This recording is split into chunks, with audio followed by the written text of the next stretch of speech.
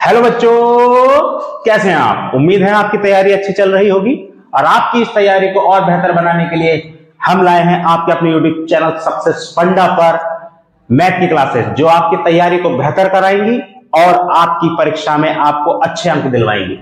तो आइए अभ्यास शुरू करने से पहले हम थोड़ा एक पाठ्यक्रम पर निगाह डाल लेते हैं, क्योंकि किसी भी कार्य को करने से पहले उसकी स्ट्रेटेजी का होना बहुत जरूरी है। क्योंकि आपको पता ही है 15 फरवरी से आपके एग्जाम शुरू होने ही वाले हैं। न्यूज़पेपर के माध्यम से आपको पता चल गया होगा।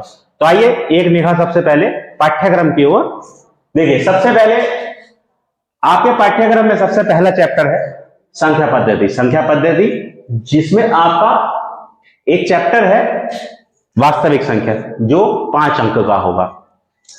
दूसरा आपका इकाई आती है बीजगणित। बीजगणित में आपके 2 यूनिट है, 2 चैप्टर है, 2 चर वाले रैखिक युग्म और द्विघात समीकरण। बीजगणित का जो पोर्शन है वो आएगा आपका 18 अंक का। और तीसरी इकाई हमारी आती है निर्देशांक ज्यामिति जिसका जो 5 अंकों की होगी। इसी तरीके से हम आगे बढ़ते हैं इकाई 4। इकाई 4 में हमारा है ज्यामिति। ज्यामिति में हमारी त्रिभुज है और रचनाएं हैं। इसमें 2 पार्ट है, तो 2 पार्ट ये मिलाकर के आपको आएंगे 12 अंक के। इसी तरीके से हम आगे बढ़ते हैं त्रिकोणमिति। त्रिकोणमिति आप सभी जानते ही हैं कि त्रिकोणमिति चाहे कक्षा 9 हो, 10 हो, 11 हो, चाहे 12 या आगे किसी भी कंपटीशन एग्जाम में सबसे ज्यादा महत्वपूर्ण त्रिकोणमिति ही होती है।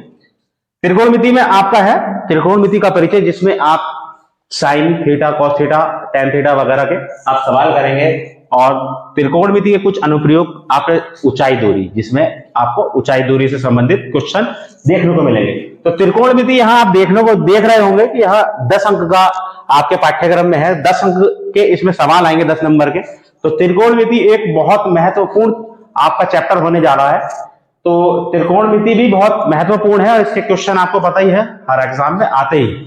ठीक है, तो अगला चैप्टर है हमारा मेंसुरेशन। मेंसुरेशन में आपके वृत्त से संबंधित क्षेत्रफल होंगे, पृष्ठीय क्षेत्रफल होंगे और आयतन होंगे। ये भी एक बहुत महत्वपूर्ण चैप्टर आपको देखने के लिए मिल रहा होगा। 10 अंक का ये चैप्टर है और ये चैप्टर भी आपका कक्षा 9 से लेकर के आगे किसी भी कॉम्पिटिटिव एग्जाम में आप चले जाएं उसमें भी अपनी बहुत भूमिका रखता है।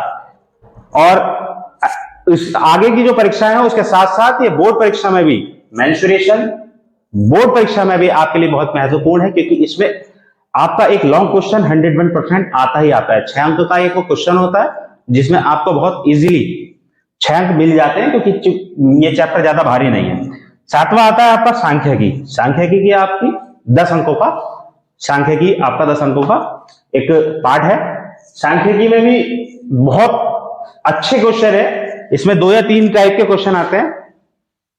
तो बच्चों, अभी आपने पाठ्यक्रम पढ़ा। उस पाठ्यक्रम में मैंने आपको जैसे बताया कि हमारी कितने अभ्यास और बे अभ्यास कितने कितने अंक की है। इसी को क्रम में हम आगे बढ़ाते हुए परीक्षा के पैटर्न के बारे में हम थोड़ा डिस्कस करेंगे। हमारे परीक्षा के जो एग्जाम में कितने क्वेश्चन आते हैं और वो क्वेश्चन कितने अंक का होता है। बहुविकल्प आपको पता ही है कि पहले विकल्पों की संख्या कम थी, अब विकल्पों की संख्या हमारी 20 हो गई है। प्रत्येक प्रश्न 1 अंक का होगा। तो टोटल जो आपके बहुविकल्प प्रश्नों से जो हमें अंक मिलेंगे वो मिलेंगे हमें 20 नंबर। ठीक है, तो इसलिए बहुविकल्प हमारे लिए बहुत महत्वपूर्ण होने वाले हैं। इसके बाद आपको क्रम मिलेगा। पहला नंबर पे मिलेंगे आपको सभी खंड कीजिए। आपको जो पहला क्वेश्चन मिलेगा उसमें 6 प्रश्न होंगे और प्रत्येक प्रश्न का जो अंक होगा वो 2 अंक होगा और टोटल अंक कितने हो जाएंगे आपके 12 अंक हो जाएंगे। इसी तरह से अगला जो आपका क्वेश्चन आएगा कि भी 5 खंडों को कीजिए, यानी कि 6 सवाल आपको बोर्ड की परीक्षा में मिलेंगे। उसमें से आपको 5 प्रश्न करने होंगे। प्रत्येक प्रश्न आपका 4 अंक का होगा। टोटल उससे आपको 20 अंक मिलेंगे। ठीक है, इसी तरीके से आगे तीसरे नंबर पे एक क्वेश्चन मिलेगा आपको।